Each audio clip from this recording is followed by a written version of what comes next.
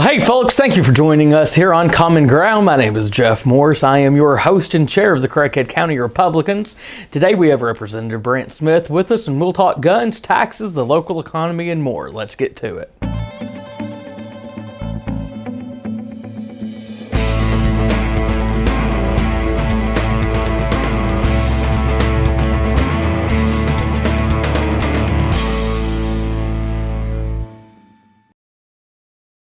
Hey Jeff, thank you for having me today. It's a privilege to be with you on this cold Saturday morning. Yes, it is.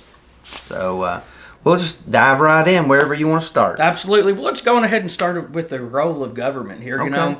I know that it's one of those things that a lot of folks just don't really either pay a lot of attention to, or it's one of those things that back in 9th grade civics, we watched what was that the old series, Schoolhouse.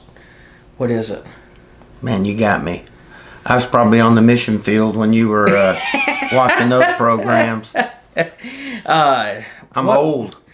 I'm just a bill. Yes, I'm only a bill. And I'm sitting here on Capitol Hill.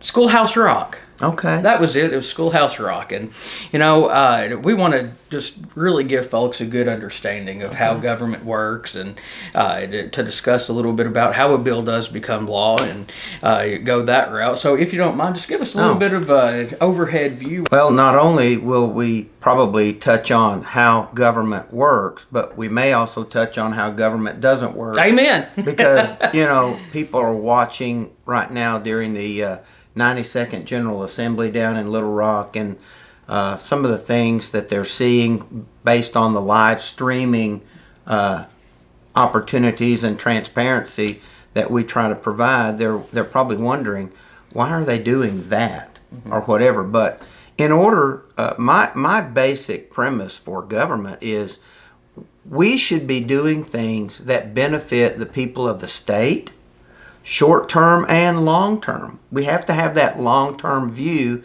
in our minds so that we don't do something now that may hurt future generations down the road. And that has to do with fiscal responsibility, as well as not creating problems that another legislature will have to come back and fix a session or two or three down the road. Sure. So if how a bill becomes law, that's one of the basic functions of your Arkansas legislature. Oftentimes, someone will bring an idea to me, and they'll say, Representative Smith, there ought to be something out there that will deal with my problem or this issue. And if I go back, say I go to BLR, Bureau of Legislative Research, and I'll ask them, hey, this is a problem my constituents having. Do we have something already out there to deal with their issue? Oftentimes there is, but sometimes on occasion there isn't anything that addresses a particular issue that has a potential to become very large and then more problematic for a larger demographic within a district or within our state. And so the way an idea goes from concept to bill is they will bring an issue to me. I will go to the Bureau of Legislative Research and I will ask them, would you look and see what other states are doing about this issue? And oftentimes they'll come back to me and say, well, all the states around us, Missouri, Oklahoma, Louisiana, Tennessee, Texas, they're dealing with this issue, but they've got legislation that's been on their books for some time, and it's working quite well. No challenges to it necessarily. And so I will ask them, let's draft a bill. And when I say draft, that means during that period, it's open for discussion. We want to amend it. We want to edit. We want to do everything we can to provide a clean bill before we file it. And so once I move that process further down the road, I get a packet from BLR. We think we've got a good clean bill, and they'll prepare a packet, multiple copies. It's all the language is as correct as we think it should be and can be. They will send that packet over to the third floor of the House of Representatives, And I will take that packet and go back to the area where we file bills. And at that time, I'm required to sign my signature on the bottom, last page, if it's a multi-page bill, 3 times on different copies. And then the man in charge of filing, his name is Will, and he will stamp the date and give it a bill number. We don't have a bill number until we file it, and Will puts that on that bill. And so that's why you may wonder, well, why is that bill 1057 or 1042? It's usually in a sequential order. And so once that's done, it goes on, it's assigned then to a committee. If you're dealing with transportation issues, of course, the logical place would be public, transportation. It goes to that committee. If it deals with medical issues, it'll go to public health. And then if it's legal in nature, it will typically be assigned to House Judiciary. Okay. And then after that, at this point, do you have any questions about what I've No, not at been all. discussing? Not at Okay, I all. want to make sure I don't get too far ahead. And if our viewers have questions, then they can send us a message, and we'll be happy to ask you. And send a update on our message, page. text, even call me. My phone number's out there. It's 870-351-7459.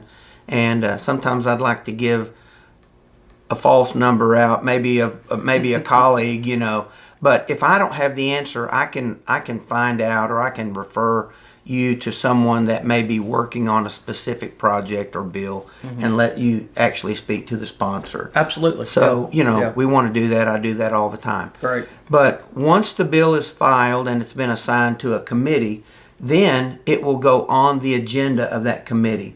And so if they're interested in knowing, when a bill is going to run, you need to go and look at the legislative calendar, and you'll see the committees listed on the left side of the page on your screen, and then the agenda are usually, those copies are put on the right side. And they can click on that link, and it'll give you what's happening at that moment in that committee. And some of these committees already have the small video camera icon there, so if you want to watch something happening live, you can click on that and see proceedings as they happen. Wow. And I think there's a way you can even go back and pick up other video that's been archived. That's awesome. So, yeah. Now, has that always been the case, or? Well, it's been that way for a long time on the House side. Okay. But in recent months, the Senate side has, I don't think I would say forced, but I think they have felt the need for more transparency in their meetings and even on the Senate floor. So you're going to be able to see a lot more of what happens on the Senate end of the Capitol with live stream video options and opportunities, as well as when they're in session, seeing what happens on their Senate floor. And that's a good thing for That's our awesome. council. Oh yeah, because now folks can go in and they can actually take a part in the legislature now and see what's going on. So. Well, and it also shortcuts information. A lot of times 1 or 2 people pay attention to what's happening, and then they try to, disseminate all that information out to their organization, association, or followers if they're bloggers and that kind of thing. And so someone else is always doing the bulk of the thinking. Well, now you can think for yourself. You can see it. You can be active, in watching, so that you form your own opinion of what's actually happening on a day-to-day basis. Absolutely, and that's so important today. Yeah. So once that bill hits the committee, usually there are people who will sign up to speak for or against a bill or a resolution. And if it gets down, if it gets far enough in the committee, sometimes bills are pulled back. Maybe there's an amendment that needs to be placed on it for clarity or to clean up some typo or something. But if it gets through committee, it's because of like a 2/3 majority vote. Okay. Committees on the House side have 20 members, so we typically need 11 members. If the chair has stepped out, I've been informed that then at that point we only need 10 votes to get a resolution or a bill passed. So I may be a little fuzzy on that, but I do know that I've lost some arguments and some bills because I didn't get the full 11 votes. So it is a process. And if that bill makes it out of committee, it goes to the floor, and I think there's a couple of day waiting period, and then it shows up on the agenda for a certain day, and then the sponsor of that bill will go to the well, which is like a pulpit in the middle of the House chamber floor, and they go down to the well and they will speak in favor, introduce their legislation, and then the whole House votes. Great. So it's a really neat process. Absolutely. It doesn't always work as smoothly as we want, but it's the system we have in place, and it's a pretty good system. Absolutely. Well, that's Yeah. great. So going back to the whole bill and resolution thing, it's been in the media lately and elsewhere that recently you filed a resolution trying to seek clarification on Arkansas gun laws. Now, Right. of course, Attorney General Leslie Rutledge a few years ago issued an opinion there, and of course, still Well, yet. so did the governor. Absolutely. Yeah. And of course, still yet, we have some folks that, whether it be law enforcement agencies or just your everyday citizen, that just have a few questions about that. So I would assume that that's what you mean there by folks bringing ideas to you, and then Right. since you're their voice, you're the one that's going to come and bring that issue to the forefront. So talk to us Right. a little bit about the resolution that you have, and then of course what a resolution does. I mean, we know that there's a big difference between a bill and a resolution, but just hit that for us. Well, okay. For those of you that don't know the difference between a bill and a resolution, a bill has potential to become state law. A resolution is more of a statement from, if it's passed, that the House and eventually the Senate, we support this resolution and what it says. It's non-binding, but it has a lot of impact on the state. Because when 135 legislators, House and Senate, come together and vote in the affirmative to support a resolution, we're basically saying, even though it's non-binding, we stand behind this resolution. And so that's what we're trying to get with House Resolution 1013. And it basically just simply asks that we clarify our gun rights. The law is clear, but we need legislators to get behind the current laws that we have and say they're solid, they're sound, they've been tested.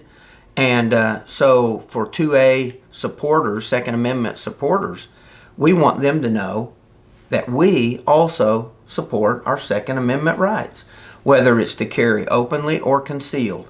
Unconcealed was the language that we used in the resolution. And I'm carrying this resolution for patriots of Act 746. And due to a recent court case called Taft versus Montgomery County, or the state of Arkansas, 2A rights were upheld by the court. And of course the Supreme Court can weigh in, but they have a limited time frame to do it, and they chose not to take up this court case and maybe overturn it. They just let it ride, and that was that's important for us to know, that since the Supreme Court didn't take it up, that the lower court made the right decision in Taft versus Montgomery, or the state of Arkansas. Okay, so tell us this. So right now in Arkansas, just some things that I've heard from different folks, just here, there, in the local coffee shops, by the way, coffee shops are a good place to get educated, if you didn't know. Yeah, they are. Yeah. As a matter of fact, I try to get by some of those, and if you ever wonder what people are thinking, just show up with a cup of coffee. Amen. They'll tell you. Amen.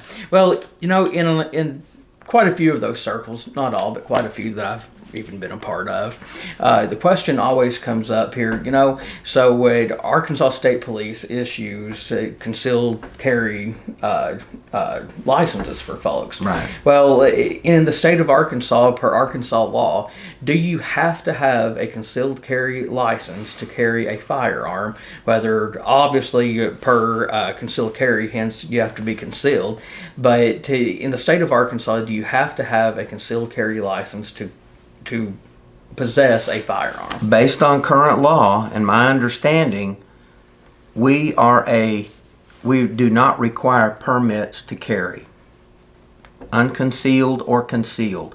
The benefit of having a concealed carry license is for reciprocity.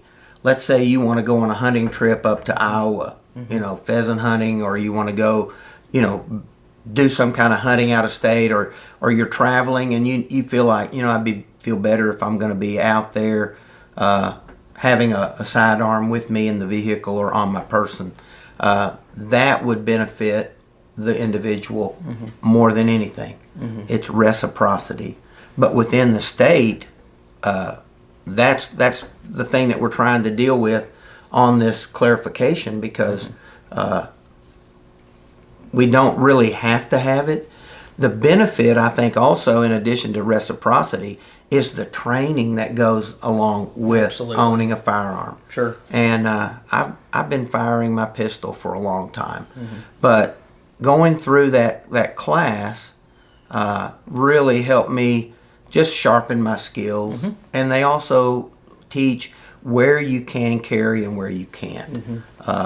Some people don't know if a restaurant serves alcohol and there's X number of seats available, the capacity, depending on the capacity.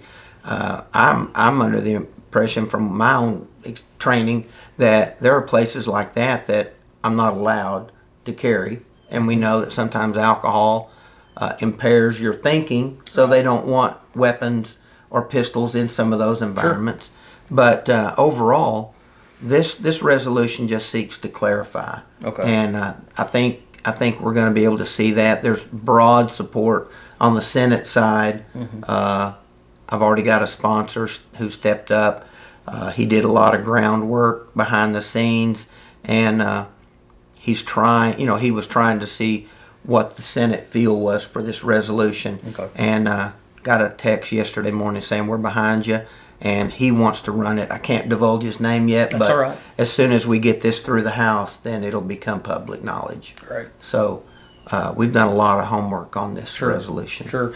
Well, and of course, we look forward to seeing it come about, and just to kind of get an answer here, because in those coffee shop talks, of course, there's definitely quite a bit of confusion there. But I'll take it back to this.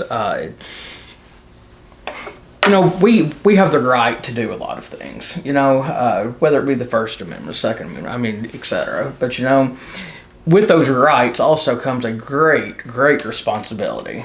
Take the First Amendment, for example. Every one of us has the right to open our mouths and to say whatever we want to, and that's obviously protected under the First Amendment. That's right, yeah. But of course, with that comes a great responsibility. And of course, the same with the Second Amendment. I have a right to carry my firearm with me, as per Arkansas law concludes. But also with that comes a great responsibility. And so aside from, of course, the whole reciprocity aspect of a concealed carry permit, also is just like you said, with the training that it requires, and now we have the enhanced permit, and so aside from of course reciprocity, some of those places that you're talking about, it gives the ability to carry into some of those places where otherwise you may cannot. Correct. So obviously, I think that it's important that folks know that a concealed carry license is still is a good thing. It's still a good thing to have, and especially for reciprocity and some training that you might not necessarily get. Right. And I think it's good. If we're going to carry, we need to be as proficient as possible. Absolutely. And I think sometime back I was at a convenience store here in Jonesboro, and I read a sign on their door that said, we support your right to carry. We also ask that you be accurate. Sure. Absolutely. And it all goes back to that great responsibility that comes with any amendment that we have. Sure. So, sure. if you want, let's skip ahead just a little bit. Sure. Let's talk about the a legislative update. Of course, last week we had Senator John Cooper with us, and he discussed a little bit about where the Senate's been and where the Senate's going and that type of thing. But you are our first House representative to be on this little series with us. So, if you will, just give us a little rundown of where the House has been and where we're going, and aside from that, just a little update on what's happened this last week or up till now. Well, it's been a busy week, and of course we have, I think it's 23 or 24 freshman legislators this cycle, and I'm really proud of them. I've watched them closely, and I work with them every day, most of them every day, and they're starting to catch on to the tempo of what happens in the House and how quick things move. And I've constantly reminded several of them, if you think this is fast, wait for the next couple of weeks, because things will speed up even more. And I meet with as House Whip, Majority Whip, I meet with our legislators every day in closed meetings and find out things like where are you on specific bills. But at this point, we've had a rather smooth session once a bill makes it out of committee and gets to the House floor. I don't know that we've, maybe with the exception of maybe one bill, and I can't remember what it is, we have passed every bill because we vet them in committee even before they go into committee. We're talking about bills. And so we do this in our Republican caucus. We do it individually, in small groups. We're talking. And if there's a problem, we go to that sponsor, the Republican sponsor, and we just tell them, hey, look, you're going to run into a snag on this line right here. What can we do to help you make this better? And so they're learning. Some of them have already found their voice. They're presenting bills in the well. And it's been interesting to watch from a leadership perspective.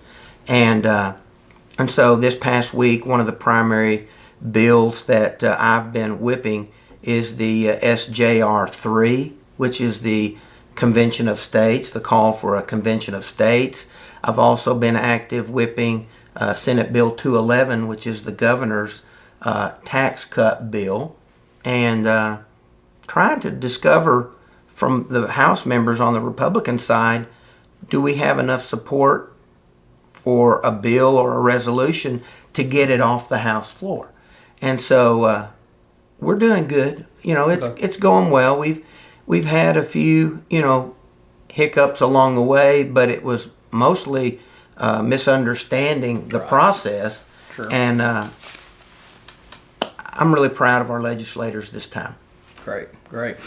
So going to that tax reform that you talk about, of course, projected to reduce state tax revenue by about $97 million after the first year of implementation. And of course, in this plan that the governor has presented, brings the state's top individual tax rate from 6.9% down 1% to 5.9%. Of course, in the Senate, after it failed the first time, they did get the votes needed. They came back. I think Senator Rice was kind of a holdout, but I think he went ahead and voted for it, but he just needed some clarity on some things. Sure. And so that did pass there. Yes. So and it's I think it's going to come up on the floor.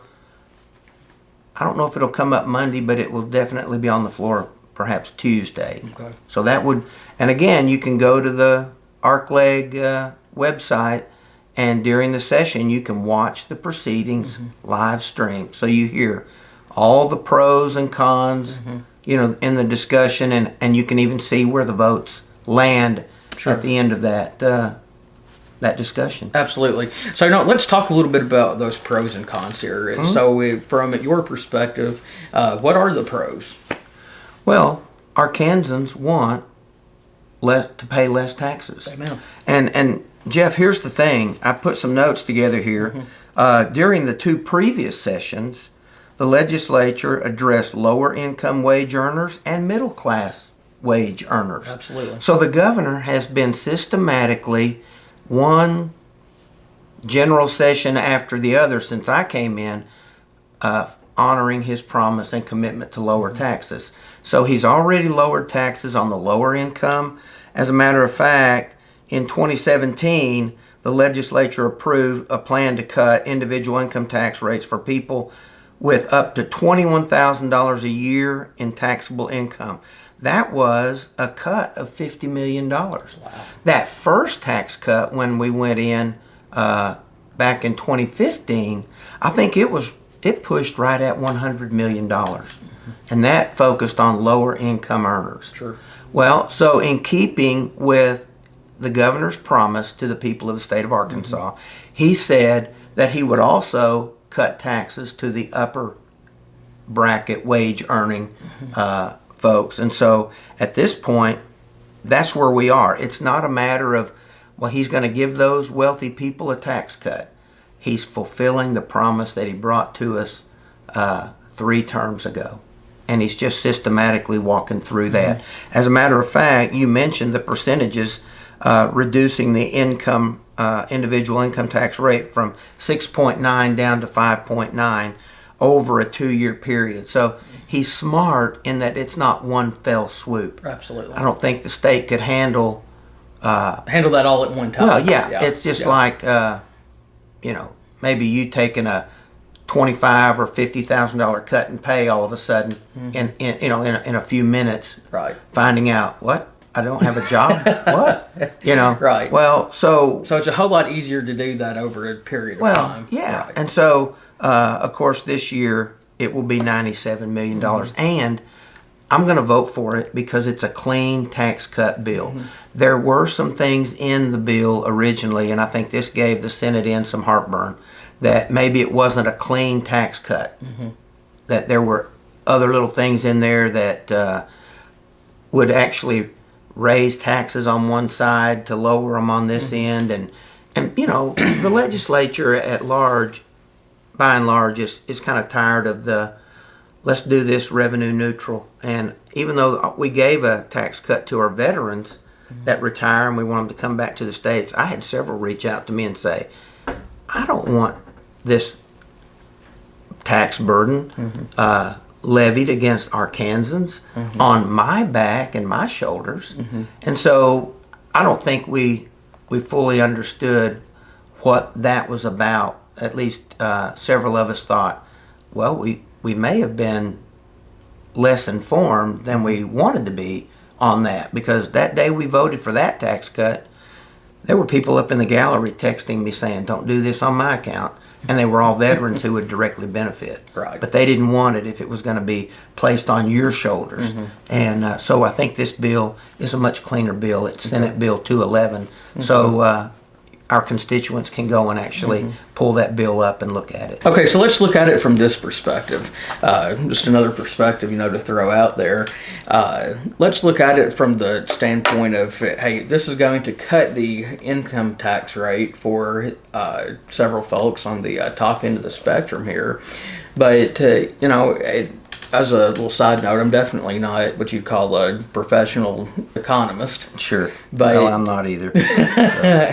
But it seems to me, and I know this has been a theory perspective that's been floated out there in the past, is that, if we cut those taxes you pick the class, lower, middle, upper, whatever the case may be, you have to kind of look at it from a trickle up effect, because if that 1% may not seem like a whole lot, but that's still what is it, $97 million to the well, state's it puts economy. it right back into the economy. Absolutely. And every dollar turns around like 6 times or so. Absolutely. And so with that dollar, that's going to be in the back pocket of these people that are having it taken or giving it back to them rather from their income tax. Absolutely. They're going to be able to spend that dollar somewhere else. And like you said, what are the effects of that dollar going forward? So, well, and Jonesboro is a thriving, growing community. Sure.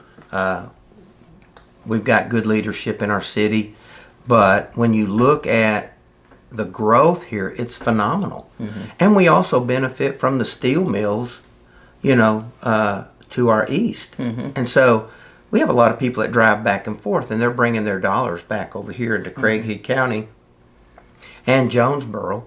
And someone commented the other day they hadn't been here in 10 or 12 years, and they didn't recognize the city. It has grown so much. And I remember back in the day when we were really proud of having 40,000 residents within our city limits, and now we're over 70. Right. And even where we're sitting doing this taping, this community didn't exist for a long time. And all the way up and down Fleeman, all of those new subdivisions that have been built. I'm almost thinking that even though I'm supposed to represent 30,000, I may be representing more like 40,000 because of the growth. Absolutely. And that's a good thing. It is.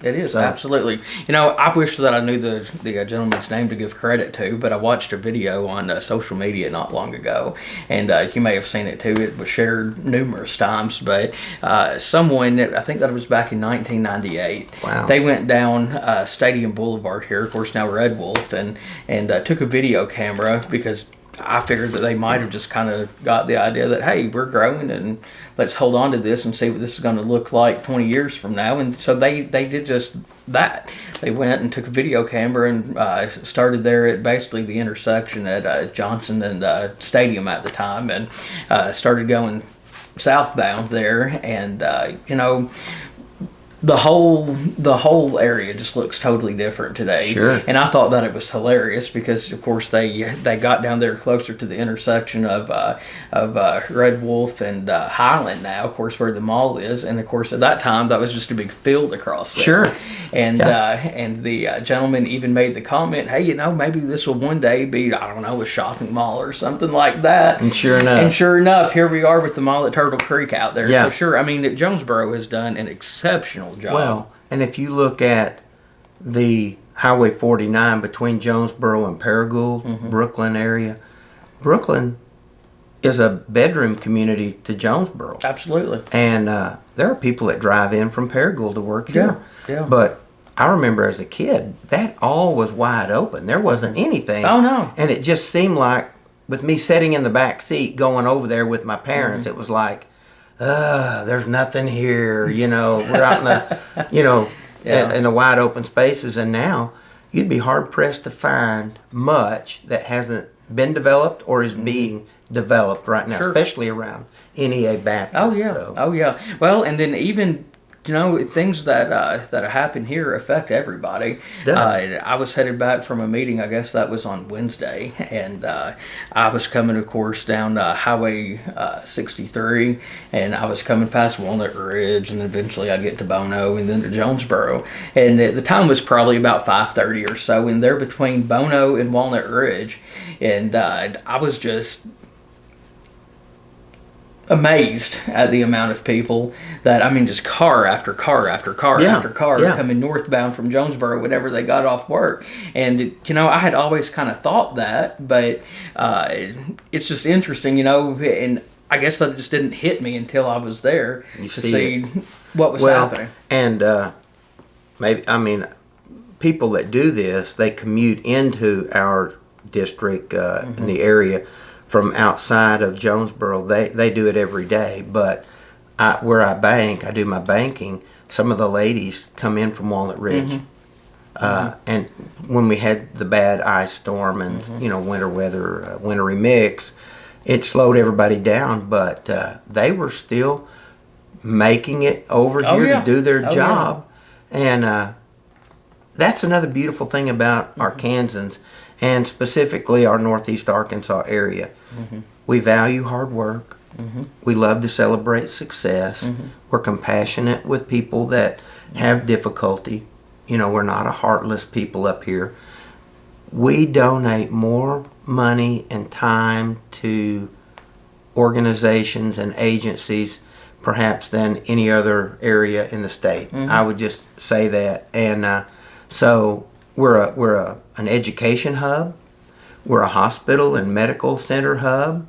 A retail hub. Retail, manufacturing. Entertainment. I mean, even as a kid living up in Pocahontas, when we wanted to go to the movies, a bunch of us jumped in the car and we would drive to Jonesboro. I remember when Grease came out years ago, the original Grease with Travolta, and it was like, we're all going. And so we filled up every seat available in the car and we came over and watched. And then we had that long drive back to Pocahontas. Right. So, Jonesboro has always been a magnet. And my prayer is that we'll continue to honor our traditional moral values and continue to see the blessings of God on our city and our county. Amen. This whole area. Amen. Eventually he's going to get tired of me talking about this, but, back whenever I was in college, I did an internship, and one of the first people that I wanted to meet with, of course, my internship was doing some economic development work here for one of our local cities, and I went and I met with Mark Young, and I used this. Well, and he had a good week this week. No, he did have a good week there you go. Week. So like I said, eventually he'll get tired of me telling this, because every time that I talk to a group of people, or you just got to bring it up. Right? I've even been quoted in the newspaper saying this, but in that first meeting that I had, and that was really one of the first actual professional meetings that I had. I was in college at that point, like I said, but so I went and I met with Mark, and we talked for a long time about economic development and the role that it plays, and one of the things that he said, it will forever stick with me because it applies to so many different things. He said, Jeff, you know what? The most important thing to keep in mind here is that everything that we do, that we should think regionally but act locally. Yeah. And the impact of those words have still stuck with me no matter what I do in life, because just like we were talking about, our success is the success of Walnut Ridge. Our success here in Craighead County is the success of Clay County, Greenville County. Because our influence just branches Absolutely. out. It's like tentacles, they go out into all of these communities. And for me to have the privilege to serve District 58, which is the heart of Jonesboro, is a great honor. It is. And I don't take that for granted. I don't know how long the voters in our district will want me to serve, but when that day comes and I'm no longer in Little Rock, I will just have to reflect on what a great ride this has been. Sure. And being of service. And I don't make everybody happy. I don't make everybody sad either. I can't imagine you not making everybody happy. I know, believe me. But, that's the thing about serving. And I don't know if I actually believe a comment that I've made a lot, it's easier to get elected than to serve, because it's hard to get elected. Oh, yeah. It's definitely difficult. But serving, and now I'm watching some of our freshman legislators come into the House, and I think more than once I've said, well, that's why you're here. You're going to be called upon to make several tough votes. So you need to decide, are you going to listen to your constituents? Are you going to listen to maybe another House member that wants to strong arm you a little bit? Because you're going to go back to your district and give an account for what you did and didn't do. And that's important for us to remember. Right. We're all expendable. That's the term limits issue too. Right. In any given time, we could be out of the House and back in the private sector, and we just need to take every day one step at a time and enjoy it and do the best we can. Absolutely. Those are just such wise words here, because obviously I'm always going to be Craighead County, Jonesboro centric. Sure. This is my home. This is where I've been, and this is, for the most part, where I want to stay. Of course, sure. unless the Lord leads me elsewhere. This is my home. Well, and see, it is mine too. And we've talked in the past, but my dad grew up here. My grandmother raised him here. He was born over in Shady Park, just up above the old Barry's truck stop, which is now the auto auction area. And he's buried out at Herman. So we've got a long history here of our family. I'm related to the Broadaways, and so we've been here since 1835. and the Smiths married in, and No, and you're all not that. that old. Oh, I'm next birthday I'll be 60 years old. But here's the thing. Yeah. My dad was a pastor, so we moved every 3 or 4 years. But every vacation time that he had, he would say, we're going home to Jonesboro. And when he would talk about his home, he would always say, no, I'm originally from Jonesboro. He was one of the graduates at JHS when it was in the old building before the tornado wiped it off the ground. But he grew up on the corner of Walnut and Warner when they moved to town. And that house is gone now, but I remember spending weeks at a time there at Grandma's house and Grandma Effie's house. And so when Gayla and I got through serving on the mission field and we resigned and we came back to the States, this was the only logical choice for me. It was the home of my parents. It's the home for me and Gayla. And so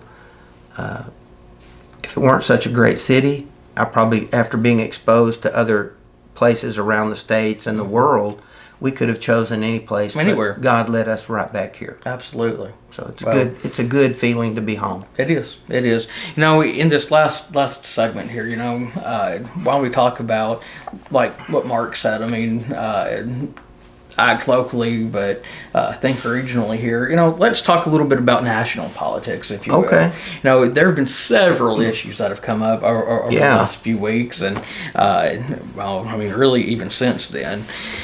Of course, you have issues such as immigration. Of course, that's been talked about a lot. We had the President's State of the Union just last week. Fantastic speech, I thought. It was, absolutely. You know, Yeah. I would say that that the State of the Union was definitely one of, but if not the best speech that the president has given in his term. Yeah, his tone, the speed and flow of his words were so measured. They were. And so much different than his campaign style. Right. But I just really appreciated what he had to say. Absolutely. And the way he said it. Absolutely. And his guests. Sure.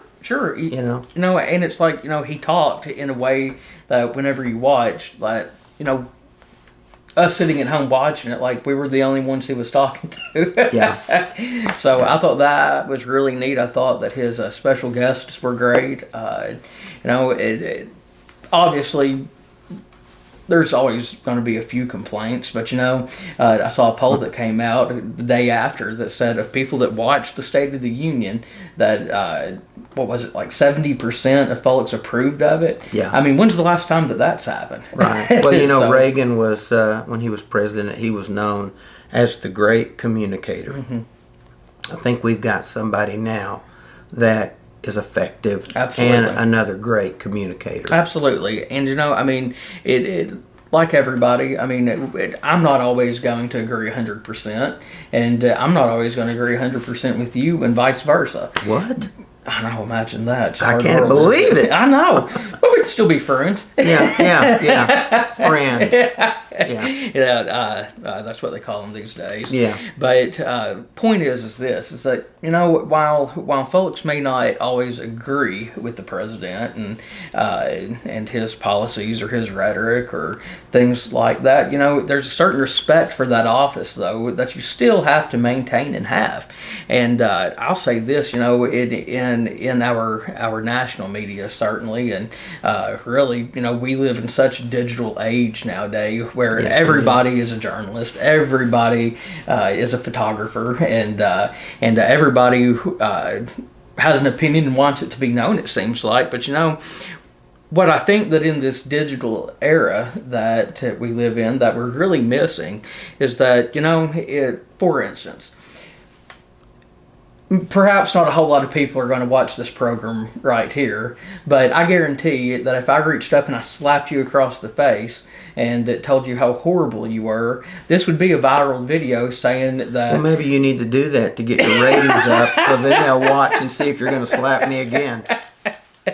Maybe so, but that's just the exact thing, though, is that, I mean, whether it be on the extreme left or even the extreme right here, those polar opposites are what take the forefront of the headlines of the news. And that's why there's not a lot of collaboration. Absolutely. Negotiation. Absolutely. And just people getting along. Sure. Yeah. Well, because, I mean, whenever that's all that folks see, everybody wants to have somebody to identify with, and everybody wants to be a part of something. Right. And if that's all these folks see because of the digital age that we live in, and, I don't totally blame the press for this, because news and press, that is a critically important part of our society. And like I said, along come that right, that First Amendment right, there's also a big part of responsibility there that comes along with it. That I think that as a people we should hold close, and we should value, and we should cherish. But the thing is that once again, in this digital age that we live in, so many people only see the extreme left, the extreme right. They identify with that, and so as we march slowly forward, it used to be. And I'm just 25, about to be 26 years old here soon. Ooh. I know, younger than you, huh? I wish I was turning 26 too. Yeah, but even back in the late 90s and early 2000s, it seemed like, and maybe it was just me being young and dumb, but it seemed like folks were a lot more cordial then. It seems like an example of that was Tip O'Neill and President Reagan. Oh yeah, they might wrestle over issues of state, national issues, but in the evenings they got together and they had their friendship. Absolutely. But we still have some of that in Arkansas. There are receptions that Gayla and I attend periodically. We don't get to everything, but you might have a hard day on the House floor or in a committee. But then that evening, you may find yourself sitting at the same table with somebody that was filleting you. Yeah. But you have to set that aside and just focus on that person, is representing their district or their opinion. And I try to get along with everybody. Sure. Some people are a little easier to get along with than others, but I've never turned my back on anybody that wanted to engage me in friendship. Absolutely. So, well, that's I mean, important. Sure. I mean, because going back to that spectrum that we were talking about, we have the extreme right, extreme left, and the more that people feed into this digital age per se, it seems like the smaller and smaller and smaller that group of just. If I had to classify them, we'll say normal folks. Just seems like it just gets smaller. Yeah. And so here's one thing that I make it a challenge for myself, and I would definitely challenge the viewers that are watching us here right now. It takes a lot to put your ideals and perspectives aside and to engage the other side, but it takes $0 to be a decent person. And the thing is here is that, there are a lot of folks out there who I disagree with. I mean, you pick an issue and I can find you somebody that disagrees with me, especially my wife. But, the important thing is that we're all still people. And we are entitled to each and every one of our different beliefs, and we're entitled to the way that we think and the way that we carry on with folks. We can express ourselves because that's the kind of country we've been. Absolutely. I think that's in jeopardy right now in some segments of our nation, but it shouldn't. It should not be. No. No. And, some of these areas that are known as free speech zones, in my personal opinion, I think the United States as a whole, from West Coast to East Coast, North to South, is a free speech zone. Amen. Not a 2 by 2 meter or yard square area where you can say And this is anything where in you can there. speak, But yeah. that's it. Yeah. Yeah. So, you know. Well, I just want to end this whole conversation because I don't know how farther we went, but I'm sure folks are getting tired of listening to us if they stayed with us this long. But Sure not. Yeah, but I just want to make this a call to unity for people. I mean, and especially in this, like we talked about. I mean, the day and age where it just seems like there's just so much infighting, there's so much disagreement, and I mean, even on the political left. I mean, I have genuine friends on the political left, and we disagree every day. I know where they stand, they know where I stand, and we come together, have dinner, discuss it, both leave thinking the same way. But it's good to have our opinions and our perspectives challenged. Right. But that doesn't mean that you have to hate a person, and that doesn't mean that you have to love a person any less just because you have a disagreement. So let's make this a call to unity for folks to come together and put their arrogance aside, and let's get things going. Well, and just to add one little comment, I'm running a bill. It'll probably be another week before it gets finished, all the little edits we want to make. But I had a Democrat come to me and she just said, I'd really like to sit down and talk to you about that bill. And I said, you know what? I'm available. Yeah. We can do that. And I think she appreciated my willingness. I think she was also surprised that I'd be willing to sit down with her. So it doesn't cost me anything, like you said, to be decent. Right. Now, I'm tenacious. I'm a bulldog. And there's a place for that, too. Right. But I've won, political battles. I've lost some of them. But at the end of the day, if I lose, I just move on. And sometimes the media, they hope I'm holding a grudge. What are you going to do next? Yeah. I'm like, nothing. I'm moving on. Can you do that? Yeah. And I said, I'm going to try. Yeah. Yeah. But it's hard for some people to realize if you win or if you lose, be a good winner. Yeah. Be a good sport when you lose. But you have to move on because there's always something right there that you've got to focus your attention. Sure. And I think that's where we goof up too. We hold grudges. Some people do. And they're vindictive. They like revenge. And unfortunately, that's become something that's too prevalent. Right. It's just been the norm lately. Yeah, unfortunately. Yeah. Well, anything else that you have to tell our viewers here? No. Just would like to ask that you remember me in prayer. I really, as a follower of Jesus Christ, I try to do my best for you. I don't always get it right, but I'm quick to acknowledge error when I do discover more truth or information.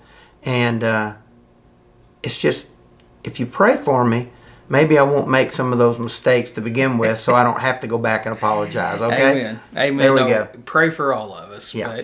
But, Brandt, I thank you so much for coming my on privilege. here. Next week, if all goes well, we're going to have Representative Dan Sullivan with us. And so he's always a good he is. Interviewee. He is. And so we're going to have Dan with us, and we're going to have a similar conversation and get his perspective. And well, all of us that represent Northeast Arkansas, Representative Tosh, Sullivan, Ladyman, and me, we come from such varied backgrounds and experiences that we have just worked well together. And we're all supportive. And it's just good to have those men serving alongside me. I lean on them, they lean on me, but we really enjoy each other's company, and our wives get along great. So that's always fun. That's important. Yeah. Yeah. So people in Craighead County Republican Party need to know that your legislators are unified, as are the wives of us. Right. Absolutely. All right. Well, folks, I appreciate you guys tuning in with us, and especially if you stuck on here with us. I apologize. We kind of get on our little rabbit trails here and there. I can't imagine us doing that. The rabbit trails are the most scenic, by the way. They definitely are. But folks, once again, here with Craighead County Republicans, we are all inclusive, and even if you have a different opinion than ours, we invite you to come and write us on Facebook, send us a message, go to our website. Let us know how we can serve you. But more than anything, once again, let's get back to that call to unity, and let's stand united, and let's get things accomplished here.